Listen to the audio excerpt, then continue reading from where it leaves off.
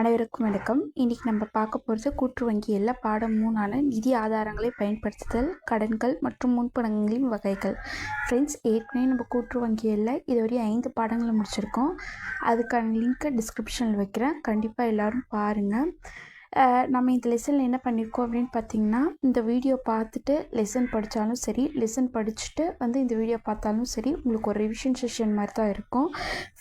இந்த கிளாஸில் என்னென்ன பார்க்க போகிறோம் அப்படின்னு பார்த்திங்கன்னா, கடன் கொள்கை அப்படின்னா என்ன, கடன் வழங்கும் போது முன்னெச்சரிக்கைகள், இந்த முன்னெச்சரிக்கையாக பேங்க் ஒரு 4 முன்னெச்சரிக்கை வச்சுருக்காங்க, அது என்னென்ன அப்படின்னு பார்க்க போகிறோம். அதுக்கப்புறம் கடனோட வகைகள் என்ன, கடனோட வகைகள் 2 டைப் இருக்குது, அது என்னென்னு பார்க்க போகிறோம். அதுக்கப்புறம் தனிநபர் கடன்களின் வகைகள் அப்படின்னு பார்த்திங்கன்னா, கிட்டத்தட்ட ஒரு 11 வகையான கடன்கள் கொடுத்துருக்காங்க. இது எல்லாமே இம்பார்ட்டண்ட். ஏன்னா அது ஒன்றுத்துக்கும் ஒரு எலிஜிபிலிட்டி இருக்குது. அதாவது தனிநபர் கடன்னா எவ்வளோ, அதோட தகுதி என்ன அப்படின்னு கேட்டிங்கன்னா, சிவில் 720க்கு மேலே இருக்கணும் அப்படின்றது ஒரு தகுதியாக கொடுத்துருக்காங்க. இது மாதிரி ஒவ்வொரு கடனுக்கும் ஒரு தகுதி இருக்குது. இது கம்ப்ளீட்டாக பாருங்கள், ரொம்ப யூஸ்ஃபுல்லாக இருக்கும். வாங்க போகலாம். ஃபஸ்ட்டு பார்த்திங்கன்னு வச்சுக்கோங்களேன், வங்கி பார்த்திங்கன்னா பல வகையான நிதி ஆதாரத்தை திரட்டுது. அந்த நிதி ஆதாரத்தை திரட்டி லாபகரமாக பயன்படுத்தினா மட்டும்தான் நாட்டினோட பொருளாதாரமும் மக்களோட வாழ்வாதாரமும் மேம்படும். அந்த மேம்படுறதுக்கு ப்ராப்பராக அதுக்கேற்ற மாதிரி கடன் கொடுக்கணும் அப்படின்னு சொல்கிறாங்க. கடன் கொள்கை அப்படின்னு பார்த்திங்கன்னா, வங்கிகள் உரிமம் பெற்று செயல்படும் சில வங்கிகளான நகர கூட்டுறவு வங்கி, மாநில கூட்டுறவு வங்கி, மாவட்ட மத்திய கூட்டுறவு வங்கிக்கு அவங்கெல்லாம் பார்த்திங்கன்னா அவங்க வங்கிக்கு ஏற்ற மாதிரி ஒரு கடன் கொள்கையை தயாரித்து அவங்களோட நிர்வாக ஒப்புதல் பெற வேண்டும். இந்த கடன் கொள்கை ஆவணத்தில் என்ன கொடுத்துருக்காங்க அப்படின்னு பார்த்தீங்கன்னா, எந்த நோக்கத்திற்காக கடன் கொடுக்கலாம், எந்தெந்த அளவிற்காக கடன் கொடுக்கலாம் அப்படின்றது தான் அந்த ஆவணத்தை விளக்கும். கடன் கொள்கை ஆவணம் பார்த்திங்கன்னா, துணை விதிக்கு உட்பட்டு இருக்க வேண்டும், ரிசர்வ் வங்கி வழிகாட்டுதலுக்கு உட்பட்டு இருக்க வேண்டும், கூட்டுறவு சட்டத்திற்கு உட்பட்டிருக்க வேண்டும் மற்றும் அதன் தொடர்புடைய சட்டத்திற்கு உட்பட்டிருக்க வேண்டும். அதுக்கப்புறம் அரசின் வழிகாட்டுதலுக்கு உட்பட்டிருக்க வேண்டும் அப்படின்னு சொல்கிறாங்க. கடன் கொள்கை ஆவணத்தில் வேறு என்ன இருக்குது அப்படின்னு பார்த்திங்கன்னா, கடன் எப்படியெல்லாம் கொடுக்கணும், கடன் கொடுக்கறது பற்றிய A to Z எல்லா அம்சமும் இடம்பெற்றிருக்கும். அதுக்கப்புறம் அந்த வங்கி அதிகாரிகளுக்கு எவ்வளோ அனுமதி இருக்குது கடன் கொடுக்கறது, அதாவது ஒரே ஒரு நபருக்கு பல வகையான கடன் கொடுக்கறது, அந்த மாதிரிலாம் எதுவுமே இருக்காது.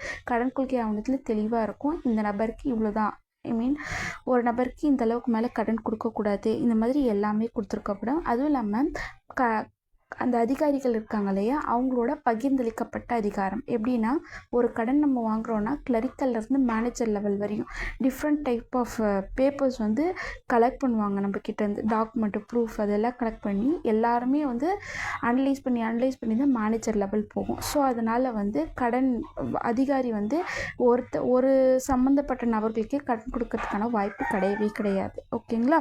அதுக்கப்புறம் என்னென்ன நிபந்தனைகள்லாம் இருக்குது, கட்டுப்பாடெல்லாம் இருக்குது, அதெல்லாம் அந்த கடன் கொள்கை ஆவணத்தில் இருக்கும். அதுக்கப்புறம் அந்த கடன் கொள்கை ஆவணத்தை ஆண்டுக்கு ஒரு டைம் என்ன பண்ணுவாங்கன்னா அப்கிரேட் பண்ணுவாங்க. எப்படியெல்லாம் இன்னும் கடன் கொடுக்கறது ஈஸி பண்ணலாம் அப்படின்றது குறித்து ஆய்வு செய்வாங்க.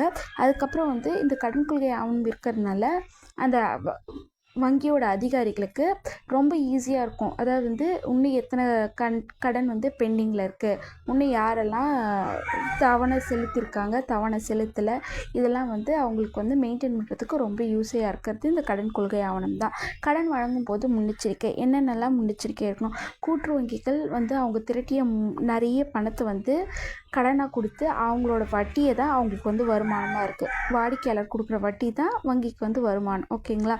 கடன் திரும்ப வரும் தோணுனா மட்டும்தான் அவங்களுக்கு மட்டும்தான் கடன் கொடுக்கணும். ஓகே. வங்கியோட முதன்மையான கருத்து அப்படின்னு பார்த்திங்கன்னா, நம்ம கொடுக்குற அசல் எப்பயுமே பாதுகாப்பாக இருக்கணும். ஓகேவா. வழங்குகின்ற கடன், நம்ம ஒரு கடன் கொடுக்குறோன்னா அது அதிக வருமானம் உடையதாக இருக்கணும். ப்ளஸ் ரிசர்வ் வங்கிகளின் அறிவுறுத்தலுக்கு உட்பட்டதாக இருக்கணும். ப்ளஸ் இந்திய அரசோட விதிமுறைக்கு உட்பட்டு இருக்க வேண்டும். முன்னெச்சரிக்கைகள்லாம் மொத்தம் 4 இருக்குது. ஓகேங்களா. பாதுகாப்பு, விற்பனைத்தன்மை, லாபத்தன்மை, ரொக்கத்தன்மை, இது 4 பற்றி பார்க்க போகிறோம். முன்னெச்சரிக்கை பாதுகாப்புனா என்ன அப்படின்னு பார்த்திங்கன்னா, நம்ம வங்கியை கடன் கொடுக்குறது நிதி பொதுமக்களோட பணம் தான். அந்த பொதுமக்களோட பணம் பாதுகாப்பாக இருந்தால் மட்டும்தான் மக்கள் நம்மக்கிட்ட வைப்பு பண்ணுவாங்க. அதை வச்சு தான் நம்ம கடன் கொடுக்க முடியும். ஓகேங்களா. அதனால் பாதுகாப்புன்றது ரொம்ப ரொம்ப முக்கியமானது. ஓகே.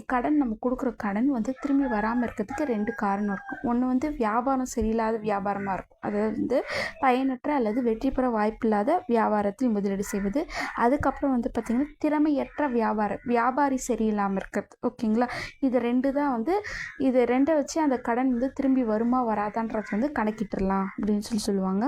அதுக்கப்புறம் எது பாதுகாப்பானது அப்படின்னு பார்த்திங்கன்னா நாணய கடன்கள். நம்ம கொடுக்குற பணத்தை அவங்க எந்த அளவுக்கு மூலதனமாக கொண்டு போகிறாங்க, அது எந்த அளவுக்கு திறமையாக யூஸ் பண்ணுறாங்க, அதுதான் நாணய கடன் அப்படின்னு சொல்கிறாங்க. அந்த நாணய கடன் பெறவங்க திரும்பி அந்த கடனை கொடுக்கறதுக்கு விருப்பமுடையவராக இருக்கணும் அப்படின்னு சொல்லுவாங்க. ரொக்கத்தன்மை அப்படின்னு பார்த்திங்கன்னா கூட்டுறவு வங்கிகள் வந்து நிறைய வைப்பீடுகளை பெற்றாலும் ஆனால் அதில் வந்து நிறைய வந்து எஃப்டி வராது, ஃபிக்ஸட் டெபாசிட் 5 வருஷம் கழிச்சு 3 வருஷம் கழிச்சு கொடுக்குற கடனாக இருக்காது. எல்லாமே வந்து பார்த்திங்கன்னா கேட்டவுடனே வாடிக்கையாளர் பேங்க்கில் போட்டு வச்சுருப்பாங்க, அதை கேட்டவுடனே அவங்களுக்கு கொடுத்துடணும். அது அந்த மாதிரி வைப்பு தான் நிறைய வச்சுருப்பாங்க. இதற்கு வந்து நம்ம கடன் கொடுக்குற பணம் வந்து கரெக்டாக சமத்தவணையில் நமக்கு திரும்பி வந்தால் தான் அந்த ரொட்டேஷனில் வைப்பீட்டாளர்களுக்கு கொடுக்க முடியும். அதுக்கப்புறம் வந்து வங்கி வந்து பார்த்திங்கன்னா ஆர்பிஐ அறிவித்த வந்து சிஆர்ஆர் கேஷ் ரிசர்வ் ரேஷியோ ரொக்க இருப்பு விகிதத்தை கரெக்டாக ஃபாலோ பண்ணணும். அப்போ தான் வங்கியால் வாடிக்கையாளர் கேட்குறப்ப பணத்தை வந்து கொடுக்க முடியும். இந்த சிஆர்ஆர் பற்றியெல்லாம் வந்து கூட்டுறவு வங்கியல் பாடம் 5 வந்து ரொம்ப தெளிவாக எக்ஸ்பிளைன் பண்ணியிருப்போம். அதுக்கான லிங்க் டிஸ்கிரிப்ஷனில் இருக்குது, நீங்கள் போய் பாருங்கள். செக் பண்ணி பார்த்தீங்கன்னா சிஆர்ஆர்னால் என்ன, எஸ்எல்ஆர்னால் என்ன, அது எல்லாமே உங்களுக்கு டீட்டெயில்ஸ் வந்து கிளியராக கிடைக்கும். அதுக்கப்புறம் வந்து குறுகிய கால வைப்பீடுகளை வந்து நீண்ட கால கடனாக கொடுக்கக்கூடாது அப்படின்னு சொல்லுவாங்க. லாபத்தன்மை, வங்கிக்கு லாபத்தன்மை அவசியம். ஏன் அந்த லாபத்தன்மை இருந்தால் தான் அவங்களால விளம்பரத்துக்கு, பங்கு ஈவு கொடுக்கறதுக்கு, அதுக்கப்புறம் பணியாளர்களுக்கு சம்பளம் கொடுக்கறதுக்கு, வைப்பீடு நமக்கு வைக்கிற வைப்பீடுக்கு வட்டி கொடுக்கறதுக்கு, வாடகை கொடுக்கறதுக்கு, இது எல்லாத்துக்குமே லாபத்தன்மை அவசியம். இந்த லாபத்தன்மை எப்படி நம்ம கிரியேட் பண்ணுறது அப்படின்னு பார்த்திங்கன்னா வைப்பீட்டாளர்களுக்கு நம்ம ஒரு வட்டி தருவோம் வங்கி, ஓகேவா. அந்த வட்டியை விட கடனாளிக்கு கொடுக்குற வட்டி வீதம் வந்து அதிகமாக இருக்கணும். நம்ம கடனாளிக்கிட்டேருந்து வாங்குகிற வட்டி வந்து அதிகமாக இருந்தால் தான் லாபம் போயிட்டு வைப்பீட்டாளர்களுக்கு வட்டியும் கொடுக்க முடியும் அப்படின்றது தான் வந்து லாபத்தன்மை. விற்பனைத்தன்மை அப்படின்னு சொல்லி பார்த்திங்கன்னா வங்கிகள் வந்து பார்த்திங்கன்னா தங்கக்கிட்ட இருக்கிற உபரி நிதியை என்ன பண்ணுவாங்கன்னா நிறைய பத்திரம்லாம் வாங்கி வச்சுருப்பாங்க. அந்த பத்திரம் வாங்குகிற பத்திரம் எப்படி இருக்குன்னா நகராட்சி உத்தரவாதம் பத்திரமா இருக்கணும். அதுக்கப்புறம் வந்து பார்த்திங்கன்னா மத்திய கூட்டுறவு வங்கி, மாநில கூட்டுறவு வங்கி, மத்திய அரசு, மாநில அரசு உத்தரவாதம் வழங்கக்கூடிய பத்திரங்களை வாங்கி வச்சா ஈஸியாக விற்கலாம். அவங்களோட இக்கட்டான சூழ்நிலையில் அதை வந்து யூஸ் பண்ணிக்கலாம் அப்படின்னு சொல்கிறது தான் விற்பனைத்தன்மை. எந்தெந்த காரணத்துக்காக கடன் வாங்கலாம் அப்படின்னு சொல்லி பார்த்தோன்னு வச்சுக்கோங்களேன். பயனுள்ள காரியங்களுக்காக குறுகிய கால கடனாக வழங்குறது பெஸ்ட்டு. அதுக்கப்புறம் பயனற்ற காரணங்களை தவிர்க்கிறது. பயனற்ற காரியங்களை தவிர்த்தாலே நல்ல கடன்கள் கண்டிப்பாக கொடுக்க ஆரம்பிச்சிடும். அதுக்கப்புறம் பயனுள்ள காரியம்னா என்ன அப்படின்னா கடன் கொடுக்குற அசல் வந்து பாதுகாப்பானதாக இருக்கணும். அதுக்கப்புறம் வந்து ரொக்கத்தன்மை, அதாவது வந்து கரெக்டான தவணைகளில் வாடிக்கையாளர் திரும்பி அந்த கடனை செலுத்துகிற மாதிரி இருக்கும். அதுதான் பயனுள்ள காரியம் அப்படின்ற மாதிரி சொல்கிறாங்க. கொடுக்குற கடன் வந்து பார்த்திங்கன்னா தேசிய கொள்கைக்கு ஏற்ப அதாவது வந்து உற்பத்தி பெருகிறது, பொருளாதார வளர்ச்சி, இதெல்லாம் வந்து போற்றும் வகையில் இருக்கிற மாதிரி கடன் வழங்கணும். அதுக்கப்புறம் வந்து ஒரே மாதிரியான காரணத்துக்கு ஒரு சிலருக்கு மட்டும் திரும்ப திரும்ப அந்த கடனை கொடுக்கக்கூடாது. பலவிதமான காரியங்களுக்கு பலருக்கு சிறு சிறு தொகைகளாக குறுகிய கால கடனை கொடுக்கலாம். ஓகே, கடன்களை வகைகள் அப்படின்னு சொல்லி பார்த்திங்கன்னா கூட்டுறவு வங்கிகள் வந்து கூட்டுறவு சங்கத்திற்கும் தனிநபர்களுக்கும் கடன் கொடுக்குறாங்க. இதில் வந்து பார்த்திங்கன்னா இரு பிரிவுகளாக இருக்குது. ஒன்று பிணையக்கடன், மற்றும் வந்து பிணையமில்லா கடன். இந்த பிணையக்கடன் யார் யாருக்கெல்லாம் தராங்க அப்படின்னு பார்த்திங்கன்னா நிலம், கட்டிடம், இயந்திரம், இந்த மாதிரி நிலையான சொத்துக்கள் வாங்குறவங்க ஃபஸ்ட்டு அவங்கக்கிட்ட இருக்கிற அந்த சொத்து அவங்களுக்கு தேவைப்படும் பணத்தை வந்து அவங்கக்கிட்ட இருக்கிற முதல், அதுக்கப்புறம் அவங்கக்கிட்ட சேர்த்து வச்சிருந்த லாபம், அது மட்டும் இல்லாமல் பெரிய பெரிய நிதி நிறுவனங்களான வங்கிகள் கிட்ட இருந்து கடனாக பெற்று சமத்தவணையில் திருப்பி தர மாதிரி எடுத்துப்பாங்க. இது வந்து பிணைய கடனில் வரும். பிணையமில்லா கடன் அப்படின்னு சொல்லி பார்த்திங்கன்னா அன்றாட செலவுக்காக, கச்சா பொருள் செலவுக்காக, நிர்வாக செலவுக்காக, நடைமுறை செலவுக்காக வங்கிகள் கிட்ட இருந்து மூலதனத்தை திரட்டுவாங்க. இதுதான் வந்து பார்த்திங்கன்னா கடனோட பிரிவுகள். அது இது இன்னும் டீட்டெயிலாக என்ன சொல்கிறாங்க, அது அந்த பிணைய கடன்னா என்ன, பிணையமில்லா கடன்னா என்ன. பிணைய கடன் அப்படின்னு பார்த்திங்கன்னா வங்கியல் ஒழுங்குமுறை சட்ட பிரிவு 5 என்ன சொல்லுது அப்படின்னு பார்த்திங்கன்னா நம்ம பேங்க்குக்கு ஒரு சொத்தை பிணையமாக கொடுக்குறோன்னா பிணையமாக கொடுத்து, அதாவது வந்து நான் வந்து 70 லட்ச ரூபாய் லோன் வாங்குறேன்னா அந்த சொத்தோட மதிப்பு 80 லட்சமாக இருக்கும், ஓகேவா. அதுதான் சொல்லுவாங்க பிணையமாக கொடுக்கப்பட்ட சொத்தின் சந்தை மதிப்பு கடன் தொகைக்கு குறையாமல் இருக்க வேண்டும். அதுக்கப்புறம் வந்து பிணையமில்லா கடன் அப்படின்னு சொல்லி பார்த்திங்கன்னா வெற்றுக்கடன் அப்படின்றாங்க. பிணையமில்லா கடன் என்ன சொல்கிறாங்க, வெற்றுக்கடன் சொல்கிறாங்க. அதாவது வந்து பிணைய கடனில் ஒரு அட்வான்டேஜ் என்ன அப்படின்னு பார்த்திங்கன்னா, கடனை அவங்க கொடுக்கறதுக்கு தவறிட்டாங்க, கடன் தவறிட்டாங்கன்னா நீதிமன்ற உத்தரவின் பேரில் வந்து அவங்க அடமானமாக வச்ச சொத்தை வந்து விற்று நம்ம கடனுக்கு ஏற்ற அமௌண்ட்டை எடுத்துடலாம். ஆனால் பிணையமில்லா கடனில் இது மாதிரி எந்த ஒரு ஆப்ஷனும் கிடையாது. கடன் வாங்குவோரோட ஒழுக்கம், திறன் அதோட அடிப்படையில் தான் இந்த பிணையமில்லா கடன் கொடுக்கப்படுது. கூட்டுறவு வங்கிகள் வந்து பார்த்திங்கன்னா காசு கடன், அதிகபட்ச கடன் போன்ற கடன்களை பிணையமில்லா கடன்களாக வழங்கி வருகின்றன. அதிகபட்ச கடன்லாம் வந்து கீழே ஃபுல்லாக டீட்டெயிலாக வந்திருக்கும். அதுக்கப்புறம் வந்து பார்த்திங்கன்னா மொத்த கடன் தொகையில் பிணையமில்லா கடனில் எப்பயுமே மொத்த கடன் தொகை வந்து பார்த்திங்கன்னு வச்சுக்கோங்களேன், மிக மிக குறைந்த அளவு கொடுக்கறது தான் சேஃபு. இதுக்கப்புறம் இதோட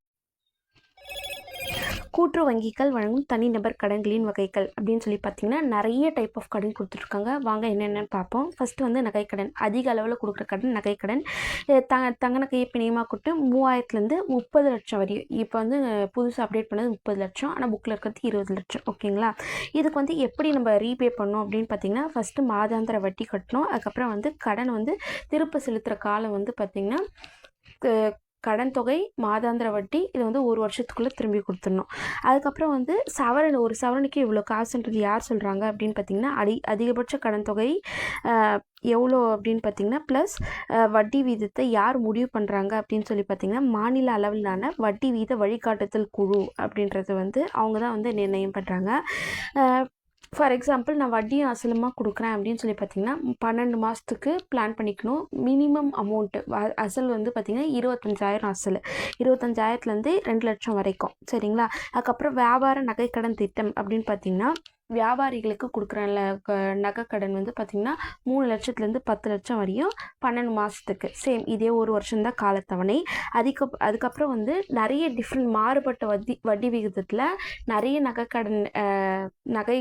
கடன் வந்து கொடுக்குறாங்க. ஒன்று வந்து பார்த்திங்கன்னா நகைக்கடன் 10 அப்படின்னா 10 லட்ச ரூபா வரையும் கடன். அதுக்கப்புறம் நகைக்கடன் 20 லட்ச ரூபா வரையும் கடன். அதுக்கப்புறம் புல்லட் நகைக்கடன் அப்படின்னு ஒன்று சொல்லியிருக்காங்க. அதில் வந்து 3000லேருந்து 2 லட்சம் வரையும் கொடுக்குறாங்க. இது எல்லாத்துக்குமே வந்து மிக மிக குறைந்த வட்டி விகிதம். வேறு எந்த பேங்க்லையும் அவ்வளோ கம்மியெல்லாம் தரமாட்டாங்க. அதுக்கப்புறம் தங்க நகைகள் பிணையத்தின் பேரில் நிரந்தர மிகைப்பற்று வசதி அப்படின்னு இது வந்து யாருக்கு அப்படின்னு பார்த்தீங்கன்னா, கரண்ட் அக்கௌண்ட் வச்சுருக்காங்க இல்லையா, கூட்டுறவு வங்கிகளில் நடப்பு கணக்கில் வைத்திருக்கும் வாடிக்கையாளர்களுக்கு அவங்களுக்கு வந்து அந்த முன்னுரிமை கொடுக்கும் விதமாக அவங்களோட கோல்டு நகைக்கு இன்னும் கொஞ்சம் அதிகப்பற்று, அது வந்து எனக்கு இது மேலே இன்னும் காசு வச்சு கொடுங்க அப்படின்னு சொல்லி கேட்டாலும் பேங்க்கில் கொடுத்துட்ருக்காங்க. அதுக்கு ஈடாக வந்து இந்த தங்க நகையை எடுத்திருப்பாங்க. அது வந்து அதிக அளவு எப்படி மிகைப்பற்ற எவ்வளோ அமௌண்ட் தருவாங்க அப்படின்னு பார்த்திங்கன்னா 10,000லேருந்து 20 லட்சம் வரையும் மிகைப்பற்று வழங்க முடியும். அதுக்கும் காலத்தவணை வந்து பார்த்திங்கன்னா 1 வருஷம்தான். அதுக்கப்புறம் வந்து தனிநபர் கடன். காரணம் என்னென்ன, தனிநபராக இருந்தால் என்னென்ன காரணத்துக்காக கடன் வாங்குவாங்க, குடும்ப செலவுக்காக, தொழில் செய்யறதுக்காக, இந்த மாதிரி கடன் வாங்குவாங்க.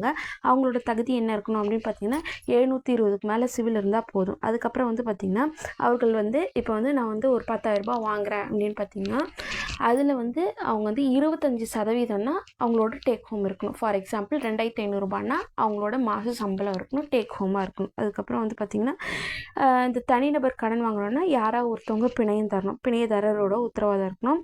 அதுக்கப்புறம் அதாவது கடன் அளவு வந்து பார்த்திங்கன்னா அதிகபட்சம் 1 லட்ச ரூபாலேருந்து அல்லது 12 மாதம் வந்து அவங்களோட சம்பளம், இதில் எது குறைவோ அந்த அளவுக்கு. ஓகே, இப்போ இது வந்து புக்கில் கொடுத்துருக்கு. இப்போ வந்து ஒரு சிலதில் நம்மள்த நிறைய அப்கிரேட் ஆகிருக்கு ஃப்ரெண்ட்ஸ். ஓகேவா? தவணை காலம் வந்து பார்த்திங்கன்னா 2 வருஷம். அதுக்கப்புறம் வந்து வட்டி வீதம் வந்து ஒரு கஸ்டமருக்கு ஏற்ற மாதிரி மாறும். அதுக்கப்புறம் வந்து பார்த்திங்கன்னா தனிநபர் கடன் அப்படின்றது வந்து பிணையம் பெற்ற கடனா, பிணையமற்ற கடனா, பிணையமற்ற கடன். ஓகேங்களா? இல்லை தேவைக்கான கடன் அல்லது நுகர்வோர் கடன் அப்படின்னு சொல்கிறாங்க. இது வந்து பார்த்திங்கன்னா ஒரு பிணைய கடன் தான். அது மட்டும் இல்லாமல் எதுக்கு இந்த நுகர்வோர் கடன் கொடுக்குறாங்க, ஏசி வாங்கணும், ஃப்ரிட்ஜ் வாங்கணும், மிஷின் வாங்கணும், எதில் மைக்ரோவேவ் வாங்கணும், எல்லாத்துக்குமே இந்த கடன் கொடுக்குறாங்க. அந்த எந்த பொருள் வாங்கணுமோ அதை வந்து பேங்க் வந்து பிணையமாக எடுத்துப்பாங்க. அதிகபட்ச கடன் தொகை வந்து எப்படி மாறுபடும்னா பொருளுக்கு ஏற்ற மாதிரி மாறுபடும். பொருளோட விலையில் 90%, அப்படி இல்லைன்னா 12 மாதம் சம்பளம், இதில் எது குறைவோ அதுதான் வந்து கடன் அளவாக கொடுப்பாங்க. தவணை காலம் வந்து பார்த்திங்கன்னா 60 மாதம், 60 மாதம்னா 5 வருஷம். வட்டி வீதம் வந்து பார்த்திங்கன்னா 11% கொடுத்துட்ருக்காங்க. ஓய்வூதியதாரர்களின் கடன், அதாவது 70 வயசுக்கு உட்பட்டிருக்கணும். பென்ஷன் வாங்குறவங்க 70 வயசுக்கு உட்பட்டு அதாவது வந்து ஏதாவது ஒரு பப்ளிக் டிபார்ட்மெண்ட்டில் ஒர்க் பண்ணியிருந்து, இல்லைன்னா அவங்க குடும்பம் அவர் இல்லாமல் அவங்க குடும்ப ஓய்வூதியம் வாங்கிட்டு இருந்தாலும் அவங்களோட மருத்துவ செலவுக்காக இந்த கடன், ஓய்வூதியதாரர் கடன் வந்து எதுக்காக கொடுக்குறாங்கன்னா, அவங்க அந்த ஓய்வூதியதாரருக்கோ இல்லை அவங்க குடும்பத்துக்கோ மருத்துவ செலவுக்காக கொடுக்குறாங்க. அதை அந்த அமௌண்ட் எவ்வளோ அப்படின்னு சொல்லி பார்த்தீங்கன்னா, ஒன்று வந்து பார்த்திங்கன்னா அந்த ஓய்வூதியதாரரோட அமௌண்ட், பென்ஷன் அமௌண்ட்டில் 5 மாதத்தோட பென்ஷன் அமௌண்ட்டு, அப்படி இல்லைன்னா பேங்க்கு கொடுக்குற உச்சபட்ச கடன் அளவு, இதில் எது குறைவோ அதுதான் கடனாக கொடுப்பாங்க. இதுக்கான காலம் வந்து பார்த்திங்கன்னா 24 மாதங்கள், அதாவது 2 வருஷம். ஆயுள் காப்பீட்டு கழக பாலிசிகள் மீது கடன் அப்படின்னு பார்த்திங்கன்னா, இந்திய ஆயுள் காப்பீட்டு கழகத்தில் என்ரோல்மெண்ட் பாலிசிஸ்லாம் நிறைய இருக்குது. ஓகேவா? அந்த பாலிசியோட ஏற்கனவே நான் பாலிசி போட்டு வச்சுருக்கேன். அது ஃபைனலாக வந்து ஒரு 10 லட்சம் வருது அப்படின்னு சொல்லி பார்த்திங்கன்னா, அதில் வந்து 85% கொடுப்பாங்க. 10 லட்சம்னா 85,000, சாரி 8,50,000 அந்த மாதிரி கடன் கொடுப்பாங்க. அப்படி இல்லை அப்படின்னு பார்த்திங்கன்னா 2 லட்சம், இதில் எது குறைவோ இது வந்து கொடுக்கலாம், கடனாக கொடுக்கலாம். அதன் உரிமை வங்கிக்கு மாற்றம் செய்யப்படும். அந்த இந்த என்ரோல்மெண்ட் பாலிசியோட ரைட்ஸ் ஃபுல்லாகவே யாருக்குன்னா கோஆப்ரேட்டிவ் பேங்க்ஸ்க்கு வந்துடும். இது வந்து அவங்க அந்த ஆயுள் கழக காப்பீட்டு நிறுவனத்துலேயும் ரெஜிஸ்டர் பண்ணிடுவாங்க. இதோட வட்டி வீதம் வந்து பார்த்திங்கன்னா 14%. கெடு தேதி வந்து பார்த்திங்கன்னா அதிகபட்சம் 3 ஆண்டுகள். 3 ஆண்டுகளில் அவங்க அந்த காசை கொடுத்து ரிட்டர்ன் வாங்கிடணும். நெக்ஸ்ட் வந்து பார்த்திங்கன்னா கணினி கடன். ஓகே, கணினி கடன் அப்படின்னு பார்த்திங்கன்னா கணினி வாங்குறதுக்கு, மென்பொருள் வாங்குறதுக்கு, இது யாரெல்லாம் இந்த கடன் அவைல் பண்ணலாம் அப்படின்னு பார்த்திங்கன்னா, தனிநபர், கட்டிடக்கலையில் இருக்கிறவங்க, வல்லுநர், புகைப்படம் வந்து புகைப்பட கலைஞர்கள், அதுக்கப்புறம் வந்து பார்த்திங்கன்னா என்ஜினியர்ஸு, ஸ்டூடெண்ட்ஸு, இவங்க எல்லாருக்குமே இந்த கடனை கொடுத்துட்ருக்காங்க. கடன் அளவு பார்த்திங்கன்னா 85%. ஓகேவா? அல்லது நிர்ணயித்த அதிகபட்ச கடன் அளவு. பேங்க் வந்து ஒரு அமௌண்ட் வச்சுருப்பாங்க, அதிகபட்சமாக கணினிக்கு இவ்வளோ கடன் கொடுக்கலாம் அப்படின்னு சொல்லிட்டு. அதுக்கப்புறம் தவணை காலம் வந்து பார்த்திங்கன்னா 60 மாதங்கள். அதுக்கப்புறம் வந்து பார்த்திங்கன்னா கணினியை வந்து வங்கிக்கு பிணையமாக கொடுத்துருப்பாங்க. அதுக்கப்புறம் 2 பேர் பிணைய கையெழுத்து உத்தரவாதம் போடணும். இதுதான் வந்து கணினி கடன். கல்வி கடன் அப்படின்னு பார்த்திங்கன்னா, ஏதோ ஒரு யூனிவர்சிட்டியில் ஒரு ஸ்டூடெண்ட் படிக்கணும்னு ஆசைப்பட்றாங்க, ஸ்கூலு, காலேஜ், யூனிவர்சிட்டி எதில் படிக்கணும்னு ஆசைப்பட்டாலும் அவங்க அம்மா அப்பா வந்து அரசு துறையிலையோ தனியார் துறையிலையோ வேலை செய்கிற பெற்றோர்களுக்கு இந்த கடன் வழங்கப்படுது. அதுக்கப்புறம் வீட்டு வசதி கடன் அப்படின்னு பார்த்திங்கன்னா, வீடு வாங்கிறதுக்கு, வீடு பழுது பார்க்கறதுக்கு, அதுக்கப்புறம் வந்து பார்த்திங்கன்னா இந்த கடன் வந்து வழங்குறாங்க. இதோட அதாவது வந்து கடன் அளவு வந்து 75 லட்சம் வரையும் கொடுக்குறாங்க. ஓகேங்களா? அதுக்கு வந்து வங்கிக்கு வந்து நம்ம வீட்டை வந்து அடமானம் செஞ்சு கொடுத்துடணும். தவணை காலம் வந்து பார்த்திங்கன்னா 20 வருஷம். அதுக்கப்புறம் வந்து மாற்றுத்திறனாளிகளுக்கான கடன், இது வந்து பார்த்திங்கன்னா கொஞ்சம் நல்ல யோசிங்க ஃப்ரெண்ட்ஸ். 15 வயசுலேருந்து 55 வயது உள்ளவர்களுக்கு மட்டும்தான் இந்த கடன் கொடுக்குறாங்க. அதுவும் இல்லாமல் எத்தனை சதவீதம் அவங்களுக்கு குறைபாடு அதிகமாக இருக்கணும் அப்படின்னு பார்த்திங்கன்னா 40% மேலே உள்ள குறைபாடு இருக்கிறவங்களுக்கு தான் இந்த கடன் கொடுத்துட்ருக்காங்க. காரணம் வந்து என்னென்னா, அவங்களோட பொருளாதார வளர்ச்சிக்காகவும் அவங்களோட சுய வேலை வாய்ப்பிற்காகவும் இந்த கடன் கொடுக்குறாங்க. அதாவது வந்து 1 லட்சத்திற்கும் குறைவாக உள்ள அவங்களோட வருஷத்துக்கான வருமானம் வந்து 1 லட்சத்திற்கும் கம்மியாக இருக்குது அப்படின்ற பட்சத்தில் இந்த கடன் கொடுக்குறாங்க. அவங்களோட தகுதியை உயர்த்திக்கவும் அவங்களோட கல்வி மற்றும் தொழில்நுட்ப அனுபவ பின்னணி அறிந்து கடன் வழங்கப்படுகிறது அப்படின்னு சொல்கிறாங்க. அவங்களோட எஜுகேஷன் பேசிஸில் இந்த கடன் கொடுக்குறாங்க. வட்டி விதத்தில் சலுகை இருக்குது. எப்படி அப்படின்னு பார்த்திங்கன்னா, குறிப்பிட்ட தேதிக்குள்ளே அந்த மாற்றுத்திறனாளி வாடிக்கையாளர் கடனை கொட்டிட்டாங்க அப்படின்னு சொல்லி பார்த்திங்கன்னா அவங்களுக்கான வட்டி வரி சலுகையை வந்து அரசே வந்து கொடுத்துரும். அவ்வளோதான். அதுக்கப்புறம் வந்து இதுக்கு யார் ஃபினான்ஸ் பண்ணுறாங்க, கூட்டுறவு வங்கிகளுக்கு யார் ஃபினான்ஸ் பண்ணுறாங்கன்னு பார்த்திங்கன்னா, தேசிய மாற்றுத்திறனாளிகள் வளர்ச்சி கழகம் அவங்க வந்து காசு கொடுக்குறாங்க கூட்டுறவு வங்கிகளுக்கு. அதுக்கப்புறம் பெண் தொழில் நிறுவனங்களுக்கான கடன். அதுக்கப்புறம் இதில் வந்து என்ன ஆகும் அப்படின்னு சொல்லி பார்த்திங்கன்னா, அதாவது வந்து குறைந்தபட்சம் படிச்சுட்டு வேலை இல்லாமல் இருக்கிற பெண்களுக்கு இந்த துரித உணவகம், அழகு நிலையம், அதுக்கப்புறம் வந்து பேக்கரி, இன்டர்நெட் கஃபே, இந்த மாதிரிலாம் வந்து பார்த்திங்கன்னா நிறுவனம் வைக்கிறதுக்கு வந்து கூட்டுறவு வங்கியில் கடன் கொடுத்துட்ருக்காங்க. அதிகபட்சமாக 5 லட்சம் ரூபா வரையும் கொடுக்குறாங்க. ஆனால் இதுக்கு வந்து என்ன பண்ணணுன்னா, 5 லட்ச ரூபா அவங்க கொடுக்குறாங்கன்னா 100% 5 லட்சம், 40% வந்து நம்ம போடணும். ஓகேங்களா? 2 லட்ச ரூபா நம்ம போடணும், 3 லட்ச ரூபா அவங்க கொடுப்பாங்க. அப்படி இல்லை அப்படின்னா இதுதான் கான்செப்ட். 100% வந்து 5 லட்சம், நம்ம வந்து 2 லட்சம் போட்டோம்னா அவங்க வந்து 3 லட்சம் கடை கொடுப்பாங்க. இதுக்கு வந்து திரும்ப செலுத்துகிற காலம் வந்து பார்த்திங்கன்னா 5 வருஷம். அதுக்கப்புறம் சிறு வணிகர்களுக்கான கடன் அப்படின்னு சொல்லி பார்த்திங்கன்னா, வியாபார நடவடிக்கைக்காக இந்த சிறு இடைத்தரகர்களுக்கு கடன் கொடுக்குறாங்க. கடன் அளவு பார்த்திங்கன்னா 50,000 ரூபாய் கொடுப்பாங்க.